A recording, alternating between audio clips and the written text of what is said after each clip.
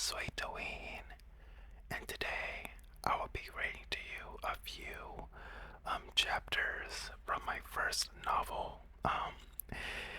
It was called I think I'm gonna switch to soft spoken this video. I'm sorry. I wanna try it at least some videos where I whisper and some videos where I go soft spoken. So, I'm gonna switch back and forth. So don't be alarmed. I'm sorry if that alarmed you. I'm sorry if that alarmed you. Um, but I originally wrote a book. It's called Let's Imagine a Female Knight from Another World. And I wrote it, wow, I wrote it like maybe like 2, 3, 4, 5, 2, 3, 4, 5, 6. Let me stop. No, but for real, I wrote it like 2 or 3 years ago. hmm I wrote it 2 or 3 years ago before I started working on the Callistus. Yeah, I'm kind of breaking immersion here. But I started working on this book. Well, when I worked on, I finished the book. Most definitely, I finished the book. Um, Before I started working on the Callistus series that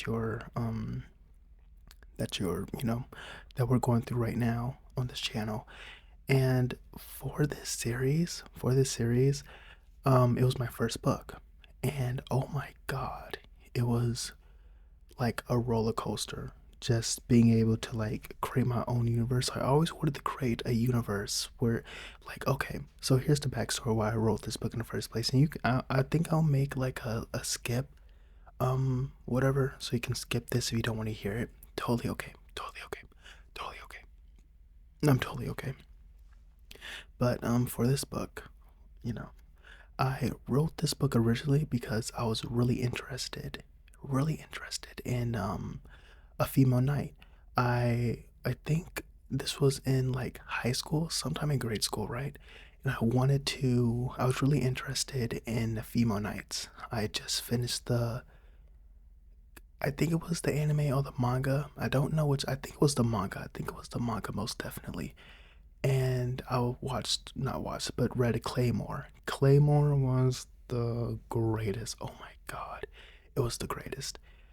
And I was like trying to search up other like female night animes, but they were just like, they kind of, they either were on the one side where they were kind of just, they were kind of like damsels in distress, or they were female knights, but they dressed like knights, but they weren't really that OP. So I wanted to create a narrative where there was a female knight that was just a badass, and that was super awesome, super powerful. But she also had like a brain, she was super cool. But this was my first book. Yeah, 4 years ago. Wow. Yeah, 4 years ago. 4 years ago. Wait, no. Yeah, 4 years ago. Crazy, crazy. And this got me started on my writing journey. And from there, I wrote several different books, put them on a Patreon. But of course, I had to stop that because I recently started school at the time, right? Recently started school, and uh, sorry, and I recently started school. I thought I wasn't recording, but I recently started school, and I couldn't do it as much as I thought I could. Well, I couldn't do it because the first semester my grades were like not ideal. I was an AB student, and for the first time in my life I made like 2 C's. I was like, oh my god. And that started an internship, and I was like, yeah, I can't really do it anymore, guys. I'm sorry. So I'm glad that I made this channel. Kind of lower like why I made this channel too, because now I'm currently a senior. Finally have some time on my hands to like do stuff that I want to. Well, I'm a junior, but senior. So I finally have some time to do stuff, and I thought this would be an awesome opportunity for me to like, do what I wanted to do with Let's Imagine a Female Night. So, just for context, if you ever want to like, learn the origins of Callistus, I want to do this like maybe a bit farther down the line, so if anyone, after the channel has like I don't know, 25 or 50 different videos, then you could like know the origins of how this came to be. But I was just so excited. I was so excited about reading this because I just want you guys to know like how Callistus came to be, because I have a lot of stuff that that needs to be edited, needs to be recorded, but I have a lot of content for Callistus. This world is amazing. This world is my baby. It's my baby. And I would just want you to know the origins. So, so enough chatter, enough chatter. So, so this book, just mind you, this book started as a web novel. It currently has 233 chapters and over, I think it's over 400,000 words actually. I think it's 400,000. Yes, over 300,000. I can actually check on Scrivener right now, literally, but I'm pretty sure it's 400,000 words, if I'm not mistaken. If I'm not mistaken. But I can check right now in a bit. Let me see. Let me see. Oh, yeah. Yep. 400,000 words. 400. Actually, no, 700,000. Wait, no. No, that's including, no, that's good. That's including all the stuff. Because I wrote a lot, but I never went into it. No, that's like, I wrote a lot of short stories. Let me see. No, 300,000 words, 300,000, 300,000, 400, maybe even 500,000 if you include like all the short stories that I never released to the public or never released to my audience. But, and I did, oh my God.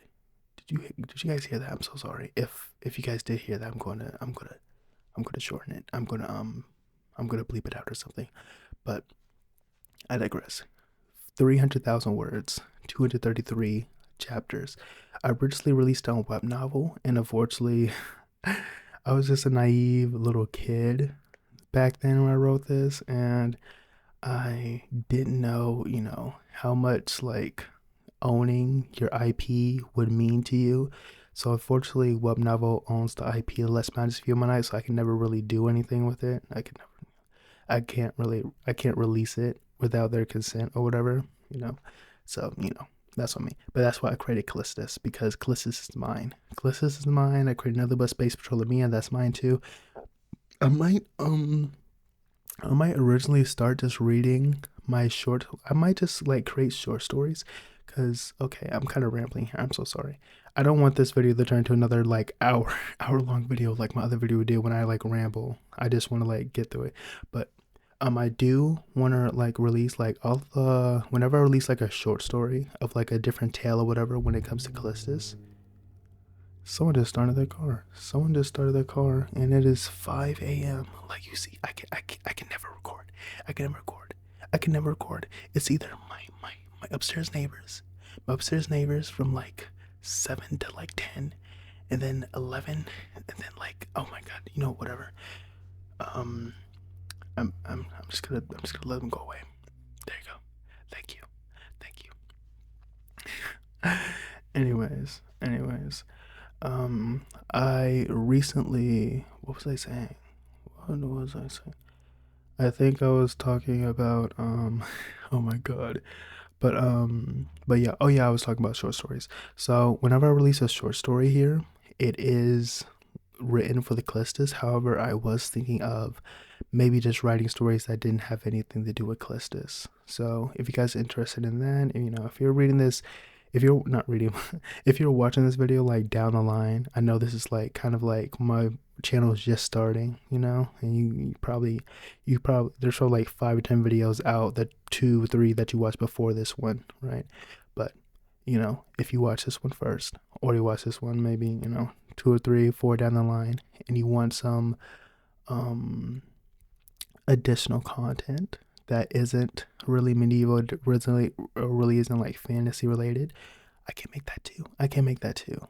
It's just like, because I do have another novel that I'm working on. It's called Space Patrol of Mia, and it's like a gritty, gritty sci-fi, where there's like, she's a space patroller, and very gritty. I can read that one as well. I might do that though. I might do that. But of course, I just want to focus on Callistus now. Let's just focus. So, anyways, that's a lot of rambling. I did right there. I'm so sorry.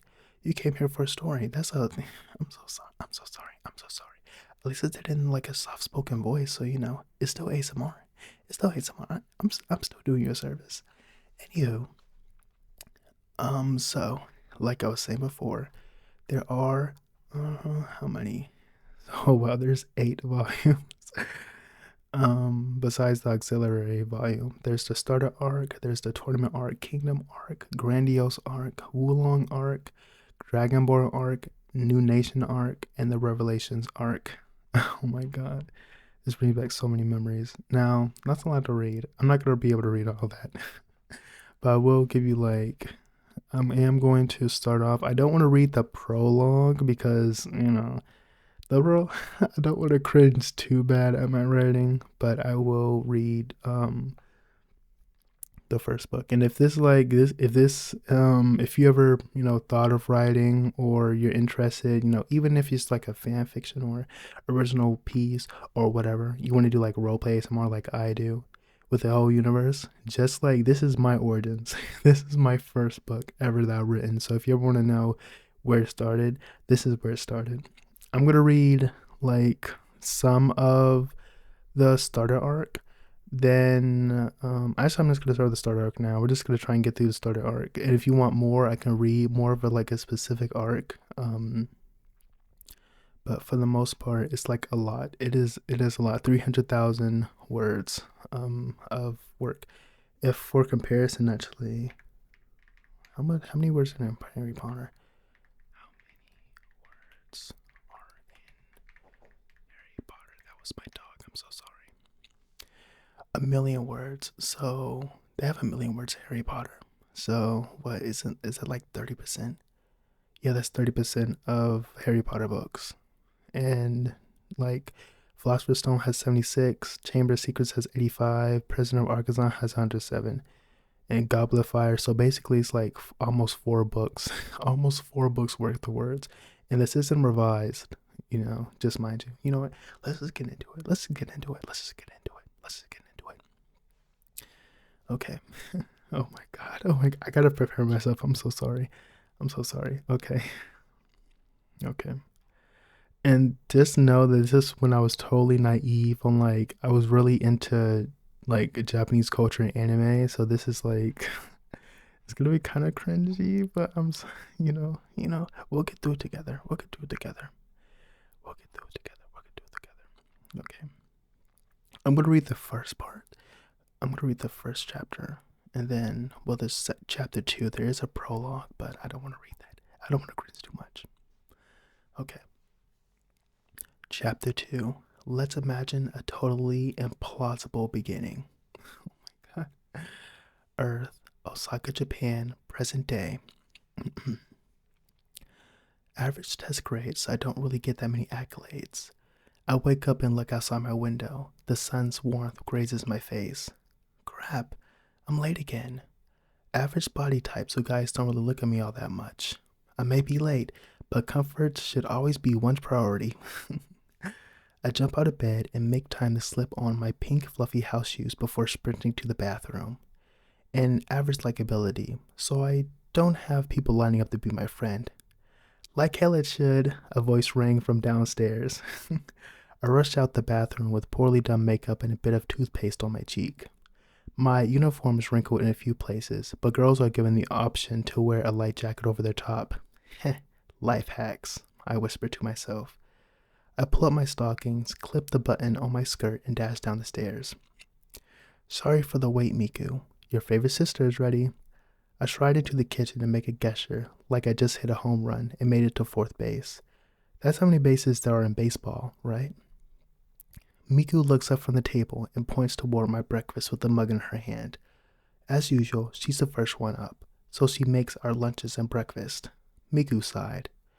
If only you showed this much enthusiasm to get up early in the morning, sometimes I worry about you. This is me we're talking about, and you're my sister. You don't have to worry about me. Well, don't forget about our plans after school. We're going to check out that cafe 2 trains over, right? I grinned and waved my fork around with the tomato on end. Of course, my dear sister. They're premiering the first episode of our beloved manga Callistus. Oh my god. Spoiler. Yeah, this is where I got the name from. I didn't even think about it. In fact, it's kind of spelled wrong here too. I use an S instead of an X. It's like Callixtus. It's crazy. I didn't even think about it at this point, but I digress. I wouldn't miss it for the world. Miku and I don't really have that many similar hobbies. She sucks at my beloved video games, and I don't see the purpose of going shopping 24/7. However, One thing we both have in common is reading manga and light novels. We'll go to a bookstore, bring home our selections, and read together for hours.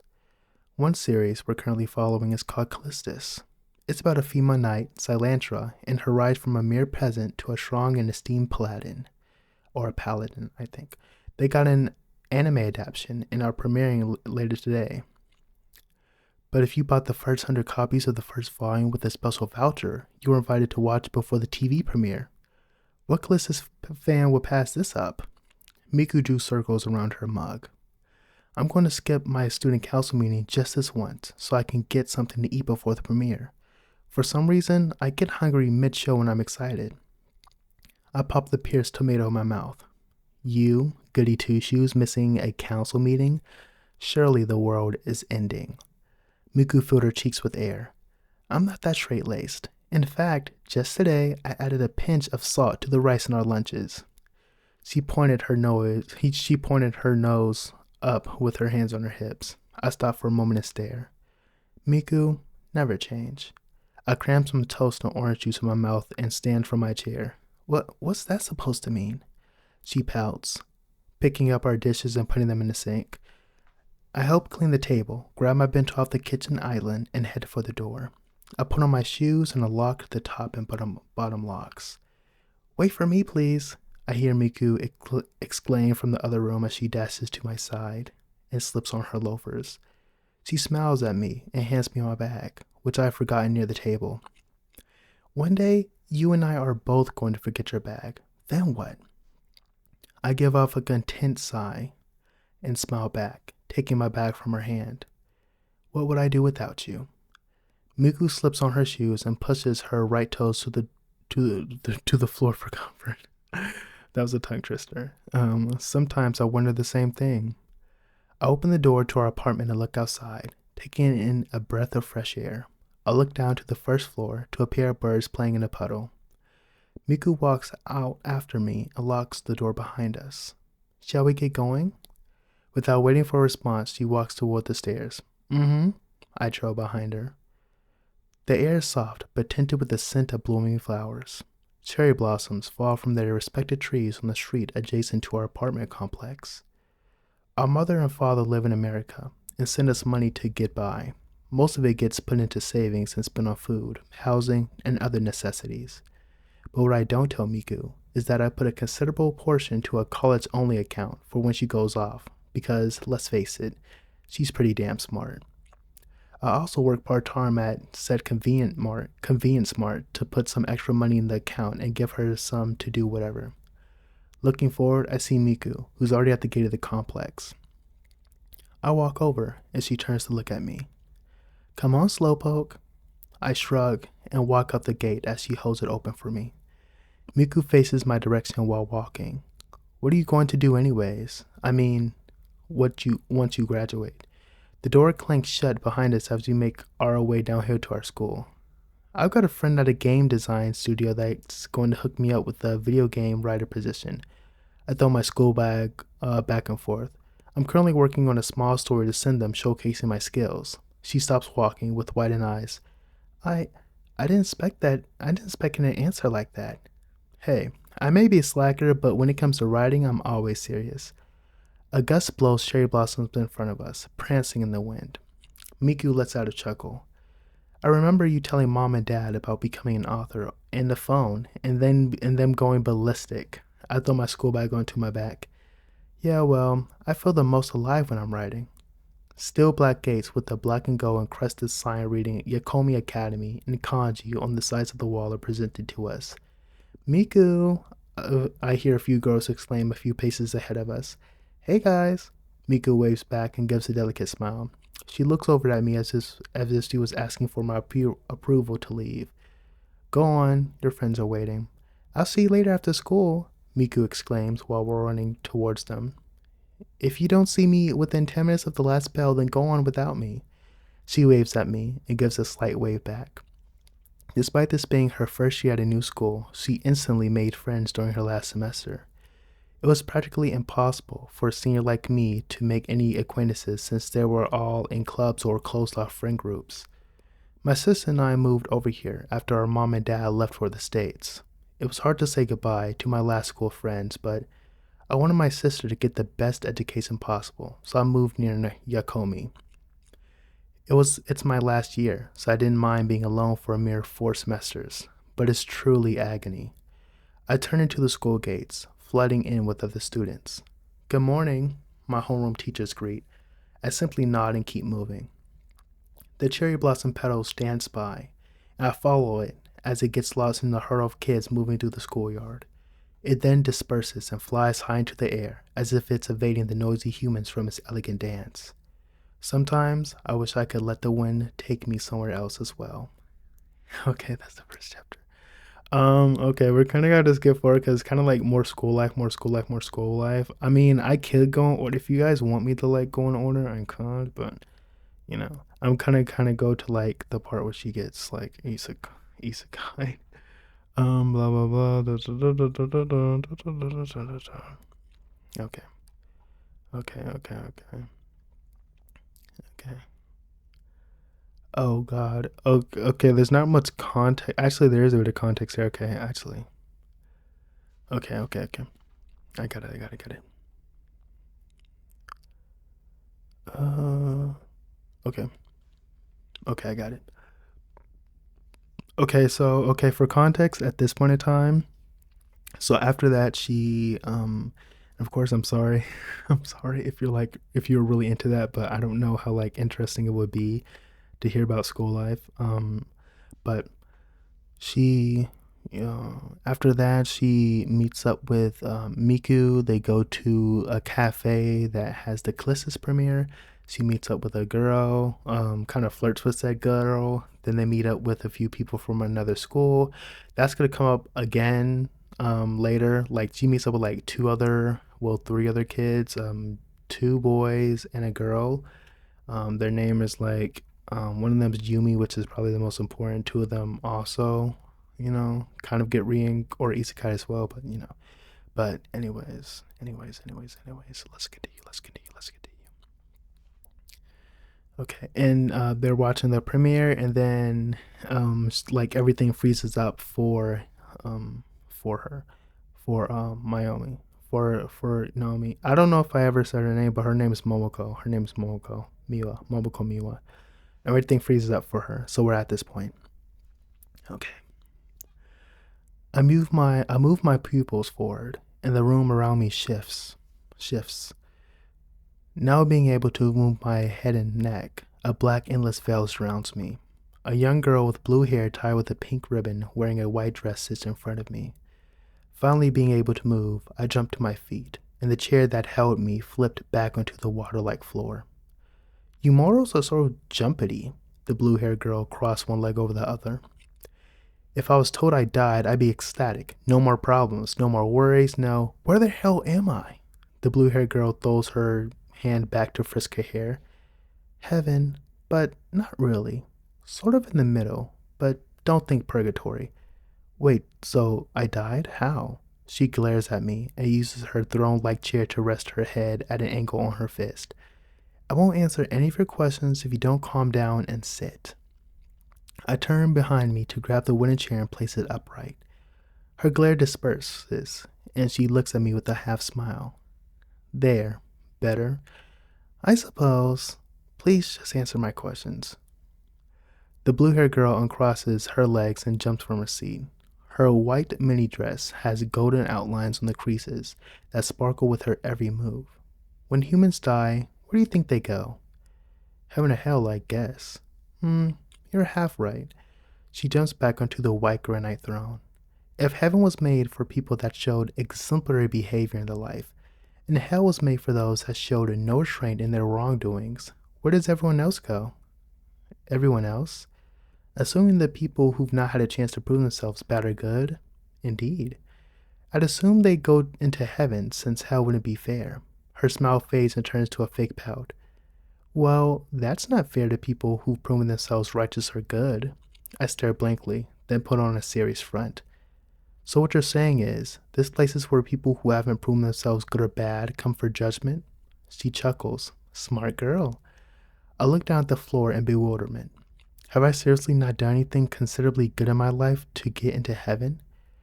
How rude. I haven't introduced myself. She gets up from her throne and curtsies, not lifting her dress, but putting both her hands behind her back. My name is Seraphina. This is my realm, and I'm the current headmistress of ministering angels. It is crazy because I never talk about the ministering angels ever again. I mean, I do, but at the same time, I do. Well, I mean, I give it a specific realm name. Okay, there's specific realms like there is in Callisto. You know what? There's okay.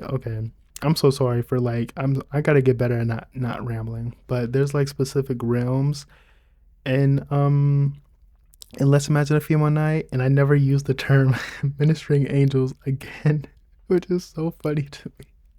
I go by specific like goddess monikers and realms. I won't spoil it in case I do decide to like make a series out of reading it.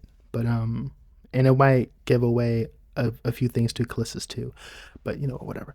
We'll go to chapter 6. Chapter 6. Let's imagine meeting my mistress. Yeah. Anyways, Seraphina. I look at her intently. Oh my god, this is my favorite. I think this is the one that got a lot of people riled up. This is my favorite chapter. Chapter 6, let's match it. Okay. Seraphina, I look at her intently. Max, a question about my death? The girl in white smirked. So, you finally accepted you've died and want to learn about your death. She sits back on her throne. Some humans care not about how they died, so I don't share unless they ask. A rule of mine. I gulp. Did I die from a bear's mat after flashing some dude? I tense up and wait for her answer. Seraphina stares blankly. What? Flash? I stand up and put my hand to my chest. Knowing me, it must have been electrifying. Like wha-pow! Now you know what panties I put on this morning. What-pow? The blue-haired angel looked in confusion. No, you aren't saying it right. I hold my hands up for emphasis. Wha-pow! Own that panty flash, girl. Say it with me. Seraphina looked to the floor. Wha-pow! Louder! I scream and put her up from her seat. Wha-pow! Seraphina imitates me and gestures her hands up in the air. Wha-pow! Now flash me for increased effect. What? No way. Seraphina backed away. I'll do it with you. Wha-pow! I flip my skirt over to show my blue and white striped undergarment. Eek! Seraphina blushed, covering her eyes. I told my glasses and smirk. Now we're in the clear. I joke, giving her a thumbs up. Oh my god. If you flash me, then we'll be even Steven. I'm the head mistress of angelic deities of this realm. A term I would never use before. I will not flash you, she says, stepping back once more, shielding herself with her forearm. What type of angel would you be to accept a flash from a lost lamb and not produce one in return? I point my finger, giving a smug look. Shows how much you care for us humans. You think you're better than me, don't you? Seraphina gasps and takes a step forward. I don't. I'm here to help and give you heavenly advice. Then I need you to help me this once. I extend my hand forward. Show me your panties. Scripted, by the way. Seraphina steps forward, takes a deep breath, and trembles, putting both of her small, delicate hands on her skirt. What-pow? She displays her white undergarments having blue ribbons on the side of them. Louder, I want you to mean it. What-pow? I flash her my panties once more. Say it with me. What-pow? We both beckon, sinking panty flashes. What-pow? What-pow? What-pow? What-pow? Oh my god, bro. Yeah, that comment got me a lot of like DMs and like comments on the chapter itself. It was so funny. A door transparent but still seeable appears and opens behind us both. Another female, this one with long purple hair, enters the room and stops at the door in shock. Wha-pow, wha-pow, wha-pow. The purple haired girl gets flashed several times by Seraphina. What's going on? The purple haired woman swiftly closed the gap between her and us. What? Seraphina stops mid-flash with panties showing while looking at the purple-haired woman for a second, then turns red. Why? Oh my god. Seraphina starts to bawl her eyes out while running to the purple-haired woman for comfort. Tilting my glasses, I look the opposite way. maybe I went a bit too far. Okay. My name is Helena, and this is my apprentice, Seraphina. She passed the head of the blue haired angel, now hiding behind her, gripping her long dress. She was supposed to take my place for a while and handle candidates while I was away. Helena sighed. However, maybe she isn't ready for such a duty. It wasn't my fault. Seraphina ran from behind Helena, pointing at me. She tricked me. She's a despicable human and shouldn't be in our presence, Your Grace. A bit taller than me, sized at about 5'6", Helena had an average yet curvy build. Her dress was also white, but Seraphina's, but longer, stopping above her knees. She also had golden sandals on to match her golden piercing eyes. Seraphina was a bit shorter than I am, around 5'3", but had an average build average body like a child's, but her chest size was most unchildlike. Okay, me. My glasses glare as I turn to Seraphine, taking another glimpse of her enormous bosom. Eep! She runs back to hide behind Helena. What's your. I tilt my glasses as a drool comes from the side of my mouth. Butt size? Oh my god. Seraphina's eyes start to water. Why? She bursts into tears while clenching Helena's dress. There, my little angel. Helena pats Seraphina's head once more. I'm sorry for my absence. Being the head mistress has me very busy as of late. She sighs while walking over to the throne. Wait. I look over to Seraphina, whose eyes go white, full of anxiety. Uh-oh. She told me she was the head mistress. Helena sits down on her throne, looking like she belongs, fitting for her stature. Oh, did she now? Helena narrows her vision over at Seraphina. I wanted to get some respect from the humans, so I may have fibbed a little to get them to adhere to my words. A punishment is in order. You know what you did was wrong. Seraphina, looking dreary, turns her head to the floor. I know. No Genshin unpacked for an entire month. Helena announced while raising her finger in the air. No. And this was at a point where I never played Genshin Impact. And yes, I did. I put Genshin Impact just because I didn't want to like say that to name. Um, I didn't want to say that your name because I never played Genshin Impact, and I still never have honestly. I no, but anyways, Seraphina drops to the floor and starts to whine. Helena turns back to me and snaps her fingers. A chair, like the one I had before, appears behind me. Please sit. I sat down in the wooden chair and looked at her. She was fairly close now. She was quite stunning. If human, I'd say she was around her early 20s and definitely a model. How much do you know as of now? A look up into the endless veil. Well, I know that I died, and apparently I didn't have a place in heaven or hell. So now I'm here to get judged or something? Helena looks over at Seraphina, who's still pouting on the floor. At least she explained the gist of it. Seraphina looks up and hicks. See? I can do my job. I suppose. She glances back over to me and puts both her hands in her lap. Would you like to know how you died? Well, I suppose so. Seraphina cuts me off by a soft snicker. I look at her, then Helena in concern and stand up from my chair. What's she laughing about? Did I seriously flash someone and die? Helena looks over to Seraphina in agitation. In response, the blue-haired angel immediately stops giggling and jumps from the floor, holding her head up, whistling. The golden-eyed mistress looks over to me. No, it's not that. I sigh of relief and let my shoulders rest. You had me there. I thought it was something, but it was most shameful. She tilts her head up in thought. Perhaps even more embarrassing than flashing a total stranger. My heart sank as I fell back in my chair. I take a deep breath, straighten myself up until my glasses forward with my shivering fingertips and clasp my hands together, still trembling. But please, tell me everything. Okay, guys, we're gonna have to end it here. I don't want to know another whole hour to go by. Um, I didn't say the incantation mantra. I just noticed that. I'm so sorry. I'm so sorry. If you said in your head at the start of the video, you get 10 points. You get 10 points on the next video. 10 extra points on the next roleplay video. I promise you. Okay, I was just so excited to read this. I'm so sorry. Nah, I won't forget the mantra again, so you can have better sleep. I won't forget it. If you want more videos where if you want me to like read more of Let's Maz If You One Night, you can leave a comment. You can leave a comment, and you can like the video, like the video. And don't forget to subscribe if you're new. If you're new and you watched the end, great. If you're still awake, you can look at my other videos. Or if you want more of this stuff, remember, leave a comment. And if you want me to if you're interested in some other genres, I write in a ton of other genres, so I could also make videos on those as well. But of course, my Daggerinos, I must go now. I must go now. I must go. I hope you enjoyed this video, and I will see you in the next one. Bye bye, and sleep dreams, sweet dreams, or have a nice day, have a nice night, have a nice afternoon. I'll see you later. Bye bye, bye bye, bye bye.